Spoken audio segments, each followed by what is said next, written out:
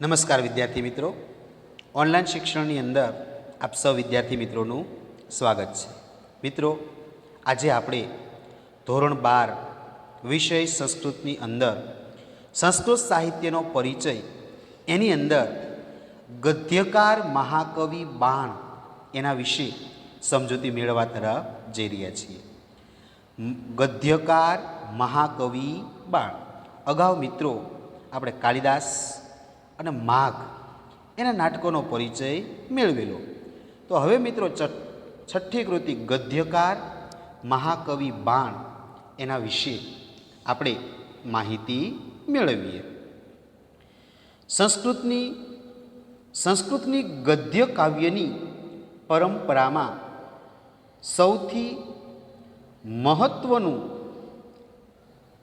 ઊંચું સ્થાન મહાકવિ બાણનું છે. એમણે એમની હર્ષચરિત નામની કૃતિમાં પોતાનો વિગતે પરિચય આપ્યો છે. એ મુજબ તેઓ વત્સ વંશના હતા. મહર્ષિ દધીચ તથા સરસ્વતી તેમના આદ્ય પૂર્વજ હતા. માતાના મૃત્યુ પછી જીવનના 14મા વર્ષે તેમણે પિતાને ગુમાવ્યા. એ પછી તેઓ દેશાટનમાં એટલે અલગ અલગ દેશમાં ફરવા માટે નીકળી પડે છે. વિવિધ વ્યક્તિઓના સંપર્કમાં આવે છે. અનેક ગુરુકુળોમાં વિદ્યાનો અભ્યાસ કરે છે અને પોતાના વંશને છાજે તેવી વિદ્વતા પ્રાપ્ત કરી અને ઘેરે પરત ફરે છે, પાછા આવે છે. આ પ્રકારનું વ્યક્તિત્વ ધરાવતા બાણ હર્ષવર્ધનના સમયમાં થઈ ગયા. સમ્રાટ હર્ષવર્ધનનો સમય ઈસવીસન 606 થી 647 સુધીનો છે. એથી બાણ પણ આ જ સમય વિધિમાં થયા હોવાનું નક્કી થાય છે.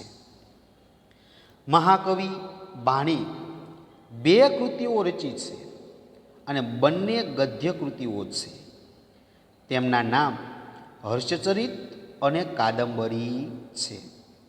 પ્રથમ કૃતિનો કાવ્યનો પ્રકાર આખ્યાયિકા છે, જ્યારે બીજી કૃતિ કથા પ્રકારની છે. તો મિત્રો, મહાકવિ બાણભટ્ટ છે એના વિશે એ આપણે સમજી લઈએ. ગદ્યકાર મહાકવિ બાણભટ્ટ છે એ સંસ્કૃતની જે ગદ્ય કાવ્ય, ગદ્ય એટલે કે પાઠ સ્વરૂપનું જે લખાણ છે, ગદ્ય કાવ્યની પરંપરામાં સૌથી ઊંચું સ્થાન એ મહાકવિ બાણનું જ છે. ગદ્ય કાવ્ય છે એમાં સૌથી સારું ગદ્ય કોણે લખેલું છે તો કે મહાકવિ બાણભટ્ટે. એમણે એમની હર્ષચરિત નામની જે કૃતિ એની અંદર પોતાનો વિગતે પરિચય આપ્યો કે ભાઈ પોતે કેવા હતા તે. તો એ મુજબ તેઓ વત્સ વંશના હતા. મહર્ષિ દધીચ તથા સરસ્વતી એ તેમના આદ્ય પૂર્વજ હતા, મુખ્ય પૂર્વજો હોય.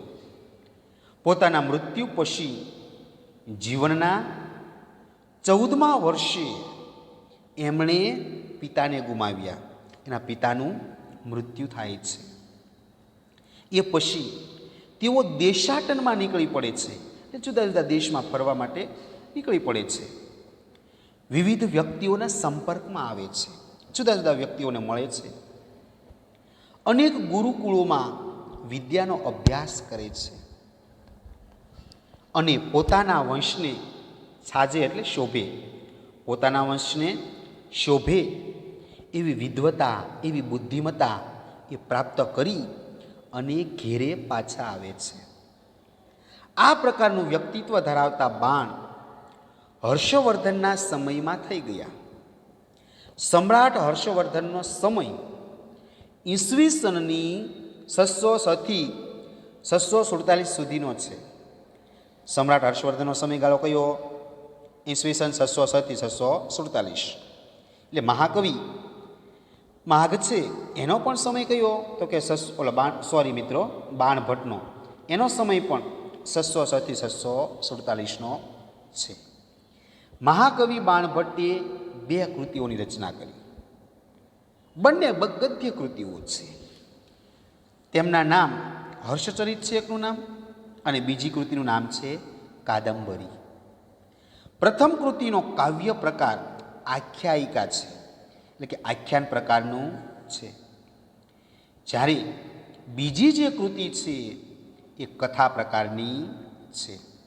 તો મિત્રો, આ મહાકવિ બાણભટ્ટની આપણે પ્રસ્તાવના જોઈ, એના જીવન વિશે શોર્ટ માહિતી જોઈ. ત્યારબાદ મિત્રો, બાણની પ્રથમ કૃતિ, મહાકવિ બાણભટ્ટની પ્રથમ કૃતિ એ છે હર્ષચરિત. તો મિત્રો, એની આપણે સમજૂતી જોઈએ. હર્ષચરિત આ એક ઐતિહાસિક કથાનક ધરાવતી કૃતિ છે. આ એક ઐતિહાસિક કથાનક ધરાવતી કૃતિ છે. તે ગદ્ય શૈલીમાં છે. એના આંતરિક વિભાગો 8 છે. આંતરિક એટલે કે અંદરો અંદર, એક વિભાગની અંદર બીજા વિભાગ, એવી રીતે ઐતિહાસિક કથાનક ધરાવતી કૃતિ ગદ્ય શૈલીમાં, આંતરિક વિભાગો 8 છે. અને તે ઉચ્છ્વાસ નામથી ઓળખાય છે. મિત્રો, ભાગની અંદર જે ભાગ આવે ને, પેટા વિભાગ, એને ઉચ્છ્વાસ નામથી ઓળખવામાં આવે છે. સંસ્કૃત સાહિત્યના ઇતિહાસમાં આખ્યાયિકા પ્રકારની આ સર્વપ્રથમ રચના છે. આનું કેન્દ્રવર્તી કથાનક સમ્રાટ હર્ષનું જીવન ચરિત્ર છે. એ નામ ઉપરથી જ જણાઈ આવે છે કે પ્રથમ ઉચ્છ્વાસમાં બાણે વ્યાસ, ભાસ, કાલિદાસ વગેરેના કૃતિઓની પ્રશંસા કરી છે, એના વખાણ કરેલા છે. પ્રારંભિક 3 ઉચ્છ્વાસમાં બાણે પોતાનું જીવન વર્ણન બતાવ્યું છે. જ્યારે તે પછી આગળના 4 થી 8 સુધીના 5 ઉચ્છ્વાસમાં સમ્રાટ હર્ષવર્ધનનું ચરિત્ર આલેખાયું છે. પ્રારંભિક ભાગમાં બાણ દેશાટનનું વર્ણન કરે છે, એટલે કે અલગ અલગ દેશમાં જે ભ્રમણ કર્યું એનું વર્ણન કરે છે. એ પછી બાણ પોતાના પિતરાય ભાઈઓના, એટલે કાકા દાદાના ભાઈઓના આગ્રહથી હર્ષનું ચરિત કહે છે. આ ચરિતનો પ્રારંભ પૌરાણિક શૈલીથી થયો છે. સમગ્ર કૃતિમાં કર્ણપ્રિય એટલે કાનને ગમે તેવું, અને કથાનકને અનુકૂળ શબ્દ પ્રયોગો થયા છે. અહીં મુખ્ય રસ વીર રસ છે. હોવા છતાં પ્રસંગવશ કરુણ વગેરે રસનું પણ સારા એવા પ્રમાણમાં અનુભવાયા છે. તો મિત્રો, મહાકવિ બાણભટ્ટ એની પ્રથમ કૃતિ હર્ષચરિત, એના વિશે આપણે માહિતી મેળવીએ. મિત્રો, હર્ષચરિત છે એમાં રાજા હર્ષ એના જીવનનું, એના ચરિત્રનું વર્ણન કરવામાં આવેલું છે. હર્ષચરિત એક ઐતિહાસિક કથાનક ધરાવતી એ કૃતિ છે, અને તે ગદ્ય શૈલીમાં છે, એટલે કે પાઠ હોય એ પ્રકારની છે. એના આંતરિક વિભાગો 8 છે, એટલે અંદરો અંદર વિભાગો કેટલા છે? 8 ભાગ છે. હર્ષચરિત કેટલા ભાગમાં છે? 8 ભાગમાં. અને તે ઉચ્છ્વાસના નામથી ઓળખાય. અંદરો અંદર જે ભાગ હોય એને મિત્રો શું કહેવાય? ઉચ્છ્વાસ કહેવાય. એટલે આંતરિક વિભાગ 8 છે, અને એ ઉચ્છ્વાસના નામથી ઓળખાય છે. સંસ્કૃત સાહિત્યના ઇતિહાસમાં આખ્યાયિકા પ્રકારની આ સર્વપ્રથમ રચના છે. આખ્યાન આકારની આ રચના છે મિત્રો. આનું કેન્દ્રવર્તી કથાનક એટલે મુખ્ય કથાનક એ સમ્રાટ હર્ષવર્ધન છે. એ હર્ષના જીવનનું ચરિત્રનું વર્ણન છે, અને એ એના નામ ઉપરથી જ જણાઈ આવે છે. પ્રથમ વિભાગની અંદર, એટલે કે પ્રથમ ઉચ્છ્વાસમાં મહાકવિ બાણે વ્યાસ, ભાસ અને કાલિદાસ આ વગેરેની જે કૃતિઓ છે એની પ્રશંસા કરી છે, એના વખાણ કરેલા છે. શરૂઆતના 3 ઉચ્છ્વાસમાં બાણે પોતાનું જીવન વર્ણવ્યું છે. ત્યાર પછી આગળના 4 થી 8 ઉચ્છ્વાસની અંદર એ રાજા સમ્રાટ હર્ષવર્ધનના ચરિત્રનું વર્ણન કરેલું છે. શરૂઆતના ભાગમાં એ બાણ દેશાટનનું વર્ણન કરે છે, એટલે કે જે અલગ અલગ દેશોની અંદર જે ફરે એનું વર્ણન કરેલું છે. એ પછી બાણ ભટ્ટ પોતાના પિતરાય એટલે કાકા દાદાના ભાઈઓના આગ્રહથી હર્ષનું ચરિત્ર કહે છે. આ ચરિત્રનો પ્રારંભ પૌરાણિક શૈલીથી થયો. સમગ્ર કૃતિમાં કર્ણપ્રિય એટલે કે કાનને ગમે તેવું અને કથાનકને અનુકૂળ શબ્દના પ્રયોગો થયા છે. અહીં મુખ્ય રસ વીર રસ હોવા છતાં ક્યારેક ક્યારેક પ્રસંગવશાત એ કરુણ વગેરે વિવિધ રસો પણ સારા એવા પ્રમાણમાં જોવા મળે છે. તો મિત્રો, હર્ષચરિત વિશે ટૂંક નોંધ લખો તો એની અંદર આપણે એટલું લખવાનું છે. ત્યારબાદ મિત્રો, બાણભટ્ટની બીજી કૃતિ કાદંબરી. મિત્રો, આ કાદંબરી છે એ દર વર્ષે પૂછાય છે. કાદંબરી વિશે ટૂંક નોંધ લખો. તો મિત્રો, કાદંબરી એ મહાકવિ બાણની બીજી કૃતિ કાદંબરી. પહેલી કઈ હતી? હર્ષચરિત. અને બીજી કઈ છે? કાદંબરી. તો મહાકવિ બાણની બીજી કૃતિ કાદંબરી છે. એ પણ ગદ્ય શૈલીમાં છે, પરંતુ એનો કાવ્ય પ્રકાર કથાનો છે. આનું કથાનક 2 ભાગમાં છે, પૂર્વ ભાગ અને ઉત્તર ભાગ. આનું સમગ્ર કથા વસ્તુ ચંદ્રાપીડ અને પુંડરીકના 3 જન્મો સાથે સંબંધ ધરાવે છે. કથાના પૂર્વ ભાગમાં પહેલા ભાગમાં વિદિશાના રાજા શુદ્રકના પ્રભાવ અને એના વૈભવનું વર્ણન છે. એક દિવસ રાજા શુદ્રકના રાજ દરબારમાં એક સુંદર કન્યા વૈશંપાયન નામના શુક એટલે કે પોપટને લઈને આવે છે. વૈશંપાયન અને શુક બંને એક, પણ વૈશંપાયન આગલા જન્મનો અને શુક એના પછીના જન્મ, કે 2 જન્મ થઈ ગયા. આ શુક મનુષ્યની બોલીમાં વાતચીત કરે છે. આમ એ શ્રોતાઓને માટે શ્રેષ્ઠ મનોરંજન પૂરું પાડતો હોય છે. અહીં રાજ દરબારમાં આવી તે કાદંબરીની કથા સંભળાવે છે. કથાના પ્રારંભમાં એટલે કે કથાના શરૂઆતમાં એક શુક એટલે કે પોપટ એ સર્વપ્રથમ પોતાની વિતક કથા કહે છે, એ દુઃખની કથા કહે છે. એ પછી જાંબાલી મુનિનું વર્ણન રાજા ચંદ્રાપીડ તથા તેના દ્વારા મિત્ર વૈશંપાયનની કથા આવે છે. એકવાર રાજા ચંદ્રાપીડ દિગ્વિજય કરવા માટે નીકળે છે, એટલે 10 દિશાઓને જીતવા માટે નીકળે છે અને છેક હિમાલયમાં પહોંચે છે. અહીં એક કિન્નર યુગલને જુએ છે. અને તેની પાછળ દોડતા દોડતા અચ્છોદ નામના દિવ્ય સરોવરમાં જઈને પહોંચે છે. મહાકવિ બાણે આ અચ્છોદ સરોવરનું સુંદર વર્ણન કર્યું છે. સરોવર પાસે પહોંચેલા ચંદ્રાપીડને મધુર સંગીત સંભળાય છે.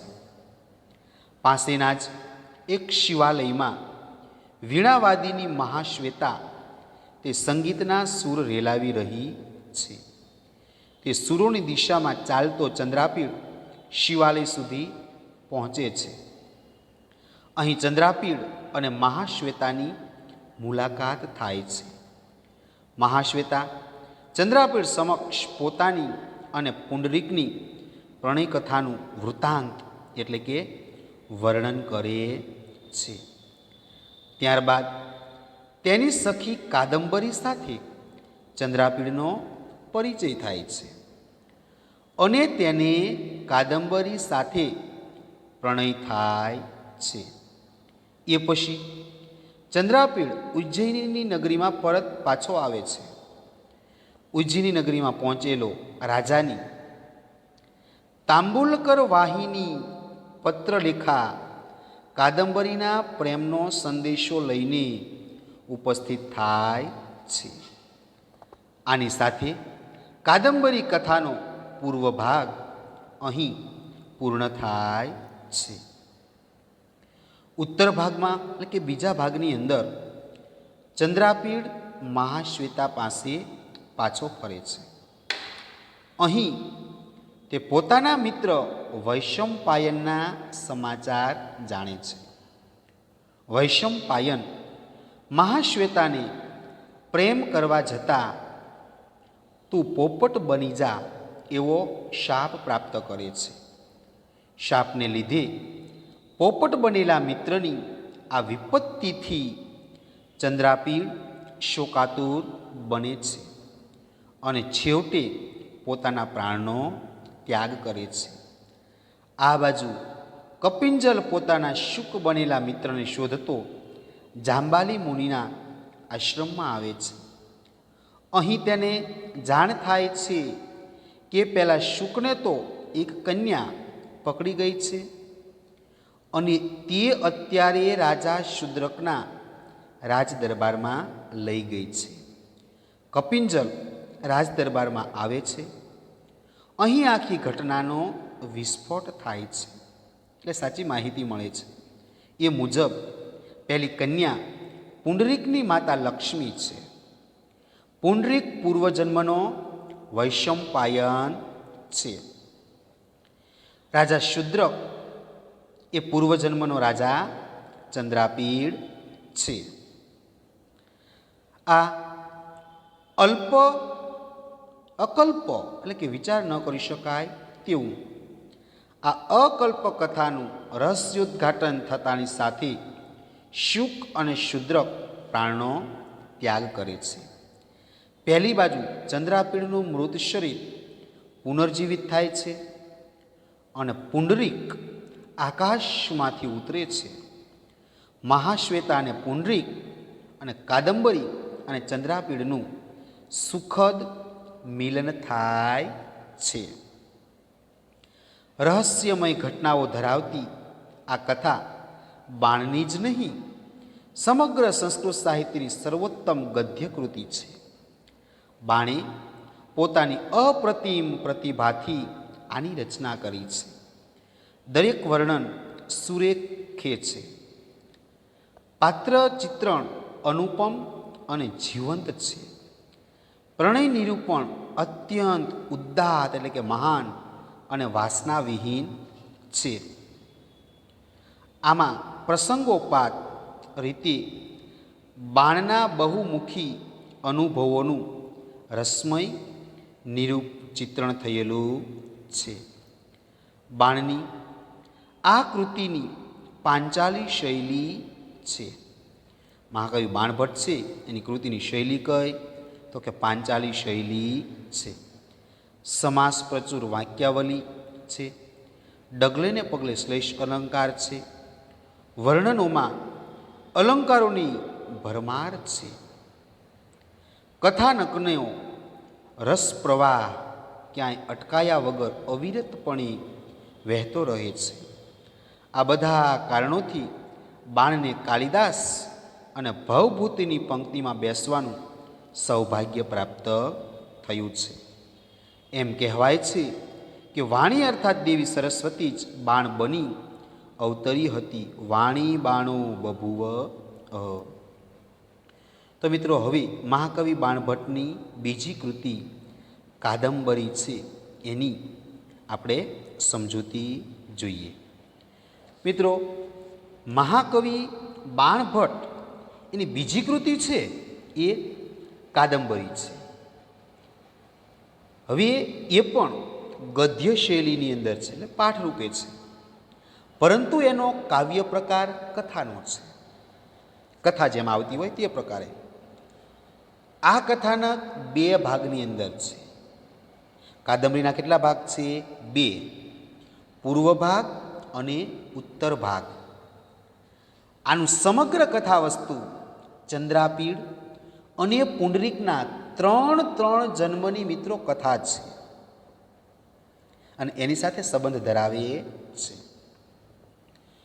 પહેલા જન્મની અંદર પુંડરીક અને કપિંજર એવા બે મિત્રો હોય, જે ઋષિકુમારો હોય, હિમાલયની અંદર ફરવા ગયેલા હોય, કિન્નર યુગલને જોઈને પાછળ પડે છે, શિવ મનની અંદર મહાશ્વેતાને જુએ છે અને ત્યાં પ્રેમમાં પડે છે, અને પુંડરીક અને કપિંજર એ બંને ત્યાં મૃત્યુ પામેલા. પહેલાની અંદર પુંડરીક અને કપિંજર, એમાં મહાશ્વેતા સાથે. બીજામાં ચંદ્રાપીડ અને વૈશંપાયન. આ બંને પુંડરીક અને કપિંજર બીજા જન્મમાં શું બને છે? ચંદ્રાપીડ નામનો રાજા અને એનો મિત્ર વૈશંપાયન. અને ત્રીજા જન્મની અંદર શુદ્રક અને શુક. તો મિત્રો આમ ત્રણ જન્મની કથા છે. પહેલો જન્મ કયો? પુંડરીક અને વૈશંપાયન. બીજો જન્મ કયો? ચંદ્રાપીડ અને વૈશંપાયન. ત્રીજો જન્મ કયો? શુદ્રક અને શુક. તો મિત્રો વ્યક્તિ એક જ છે, પરંતુ ત્રણેયના ત્રણ જન્મની આમાં વાત છે.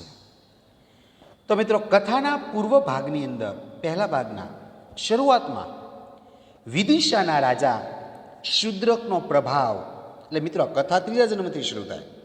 3 જન્મની કથા છે, પણ શરૂઆત કયા? ત્રીજા જન્મથી થાય છે.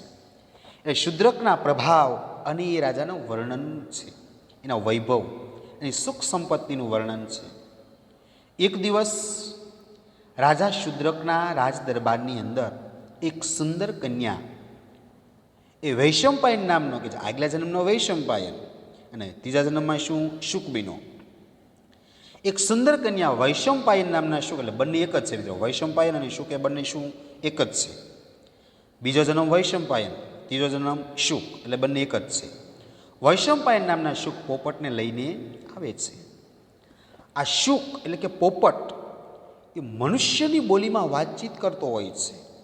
આમ એ શ્રોતાઓને, જે સાંભળનાર લોકો હોય, એને શ્રેષ્ઠ મનોરંજન પૂરું પાડે છે. અહીં રાજદરબારમાં આવી તે કાદંબરીની કથા સંભળાવે છે. શુક પોપટ વાત કરે છે શુદ્રકને કે કથાના શરૂઆતમાં એક શુક એટલે પોપટ સર્વપ્રથમ પોતાની વિતક કથા કહે છે. એટલે પોતાની જે વહી ગયેલી જે વાત છે એ આગલા જન્મની વાત કહે છે. એ પછી એ જાંબાલી મુનિ દ્વારા જે વર્ણન કરવામાં આવેલું એ રાજા ચંદ્રાપીડ તથા તેના મિત્ર વૈશંપાયનની કથા આવે છે. એકવાર રાજા ચંદ્રાપીડ દિગ્વિજય કરવા માટે, 10 દિશાઓ પર વિજય મેળવવા માટે એ નીકળે છે. રાજા ચંદ્રાપીડ એ છેક હિમાલયની અંદર પહોંચી ગયો. અહીંયા એ એક કિન્નર યુગલને જુએ છે અને એ તેની પાછળ દોડતા દોડતા અચ્છોદ નામના એક દિવ્ય સરોવરે પહોંચે છે. મહાકવિ બાણભટ્ટે આ અચ્છોદ સરોવરનું ખૂબ જ સુંદર રીતે વર્ણન કરેલું છે. સરોવર પાસે પહોંચેલો ચંદ્રાપીડને મધુર સંગીત સંભળાય છે. પાસેના જ એક શિવાલયમાંથી, શિવના મંદિરમાંથી વીણાવાદીની મહાશ્વેતા એ સંગીતના સૂર રેલાવી રહી છે. આ સંગીત કોણ વગાડે છે? મહાશ્વેતા. એ સંગીતના સૂરોની દિશામાં ચાલતો ચાલતો ચંદ્રાપીડ શિવના મંદિર સુધી પહોંચે છે. અહીં ચંદ્રાપીડ અને મહાશ્વેતાની મુલાકાત થાય છે. મહાશ્વેતા ચંદ્રાપીડની સામે પોતાની અને પુંડરીકની પ્રણય કથાની વાત કહે છે. મહાશ્વેતા ચંદ્રાપીડને શું કહે છે? ચંદ્રાપીડની સામે એ પુંડરીક અને મહાશ્વેતાના પ્રેમની વાત કરે, કે જે આગલા પહેલા જન્મની અંદર પુંડરીક અને મહાશ્વેતા, પુંડરીક અને કપિંજલ, કપિંજલ એ ચંદ્રાપીડ એ જ પાછો કપિંજલ છે. કપિંજલ, ચંદ્રાપીડ અને શુક. મિત્રો 3 જન્મ યાદ રાખજો. કપિંજલ, ચંદ્રાપીડ અને શુક એ આ 3 જન્મ. પુંડરીક, વૈશંપાયન અને શુદ્રક એ આ 3 એક જ છે. પુંડરીક કહો, વૈશંપાયન કહો કે શુદ્રક કહો, એ 3 એક જ છે મિત્રો. 3 જન્મ. પહેલા જન્મની અંદર એ પુંડરીક અને કપિંજલ હતા. બીજા જન્મની અંદર ચંદ્રાપીડ અને વૈશંપાયન બન્યા. ત્રીજા જન્મની અંદર શુદ્રક અને શુક પોપટ બન્યા. એટલે પુંડરકની પ્રણય કથાનું વૃત્તાંત કહે છે. ત્યારબાદ તેની સખી કાદંબરી સાથે ચંદ્રાપીડને પરિચય કરાવે. અહીંયા ચંદ્રાપીડ અને કાદંબરી એકબીજાના પ્રેમમાં પડે છે. એ પછી ચંદ્રાપીડ તો રાજા હતો એટલે ઉજ્જૈની નગરીની અંદર ચાલ્યો જાય છે. પરંતુ ઉજ્જૈની પહોંચેલા રાજાને તાંબુલ કરંક વાહિની પત્રલેખા એ કાદંબરીની બેનપણી છે. એ કાદંબરીનો સંદેશો લઈ ચંદ્રાપીડ પાસે આવે છે. બંનેના પ્રેમનું વર્ણન કરે છે અને રાજા જાય છે. અને અહીંયા આ કથાનો પહેલો ભાગ પૂર્ણ થાય છે. ત્યારબાદ બીજા ભાગની શરૂઆત છે. ઉત્તર ભાગની અંદર ચંદ્રાપીડ અને મહાશ્વેતા પાસે પાછો ફર્યો. ચંદ્રાપીડ કોની પાસે આવ્યો? મહાશ્વેતા પાસે. અહીં તે પોતાના મિત્ર વૈશંપાયનના સમાચાર જાણે છે. વૈશંપાયન એ મહાશ્વેતાને પ્રેમ કરવા જતા એ પોપટ બની ગયો છે. એવો શ્રાપ પ્રાપ્ત કર્યો. આ શ્રાપને લીધે પોપટ બનેલા મિત્રની આ વિપત્તિથી, દુઃખથી ચંદ્રાપીડ શોકાતુર બને છે. ખૂબ જ દુઃખ થાય છે. પોતાનો મિત્ર મૃત્યુ પામે એટલે બધાને દુઃખ થાય જ તે મિત્રો. આ બાજુ કપિંજલ પોતાના શુક બનેલા મિત્રને શોધતો જાંબાલી મુનિના આશ્રમની અંદર આવે છે. અહીં તેને જાણ થાય છે કે પેલા શુકને, પોપટને તો એક કન્યા પકડી ગઈ છે અને અત્યારે તે રાજા શુદ્રકના રાજદરબારમાં લઈ ગઈ છે. કપિંજલ રાજદરબારની અંદર આવે છે. અહીં આખી કથાનો ઘટના સ્ફોટ થાય છે. બધી ખબર પડે છે. એ મુજબ પેલી કન્યા પુંડરીકની માતા લક્ષ્મી આગલા જન્મના છે. પુંડરીક એ કોણ હતો? તો કે પહેલા જન્મનો વૈશંપાયન. અને રાજા શુદ્રક એ પૂર્વજન્મનો રાજા ચંદ્રાપીડ છે. આ કલ્પના વિચાર ન કરી શકાય એવી કથાનું રહસ્ય ઉદ્ઘાટન થતાની સાથે જ શુક જે પોપટ હતો અને શુદ્રક જે રાજા હતો એ બંને પોતાના પ્રાણ ત્યાગી દે છે. પહેલી બાજુ મહાશ્વેતા અને કાદંબરી બંને એ આ બંનેની રાહ જોઈ રહેલા છે. એટલે ચંદ્રાપીડનું મૃત શરીર હતું એ પુનર્જીવિત થયું અને પુંડરીક આકાશમાંથી ઉતરે છે.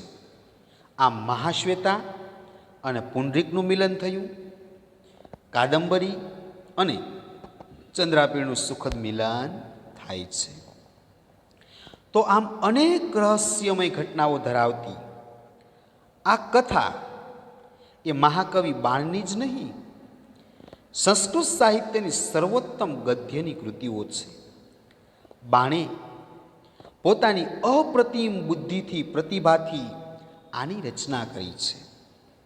દરેક વર્ણન સુરેખે છે, સારી રીતે છે. પાત્રનું ચિત્રણ અનુપમ અને જીવંત છે. પ્રણય નિરૂપણ અત્યંત ઉદ્દાત એટલે મહાન અને વાસનાવિહીન, કોઈ પણ પ્રકારની ઈચ્છા વિનાનું છે.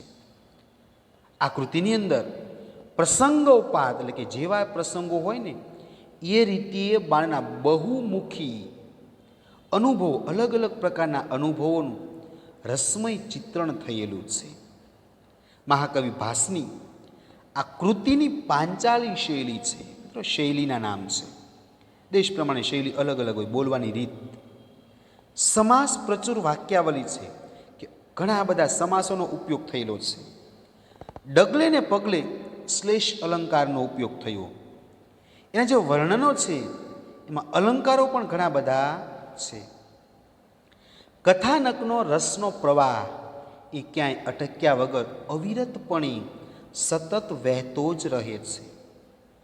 આ બધા કારણોથી બાણને કાલિદાસ અને ભવભૂતિની પંક્તિમાં બેસવાનું સૌભાગ્ય પ્રાપ્ત થયું છે.